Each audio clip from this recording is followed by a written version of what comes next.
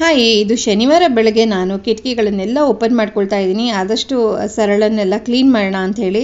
ಎಷ್ಟು ಸಲ ಕ್ಲೀನ್ ಮಾಡಿದ್ರು ಇವಾಗ ಸೆಕೆಗಾಲ ಇರೋದ್ರಿಂದ, ಹಾಗೆ ಮನೆ ಎದುರಿಗೆ ಒಂದು ಕನ್ಸ್ಟ್ರಕ್ಷನ್ ಆಗ್ತಿರೋದ್ರಿಂದ ಧೂಳು ಬರ್ತಾನೆ ಇರುತ್ತೆ.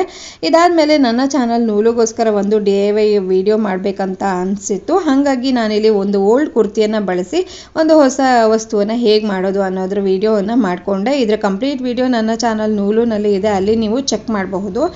ಸೊ ಇದೆಲ್ಲ ಹೊಲಿದು ಆಗೋ ತನಕ ನನಗೆ ಏನಾದರೂ ತಿನ್ನೋಣ ಅಂತ ಅನ್ನಿಸ್ತಾ ಇತ್ತು, ಹಶ್ವಾಗ್ತಿತ್ತು. ಹಾಗಾಗಿ ನಾನಿಲ್ಲಿ ಬೀಟ್ರೂಟು ಇದ್ರದ್ದು ಸ್ಯಾಲಡ್ ಮಾಡೋಣ ಅಂತ ಅಂದ್ಕೊಂಡೆ.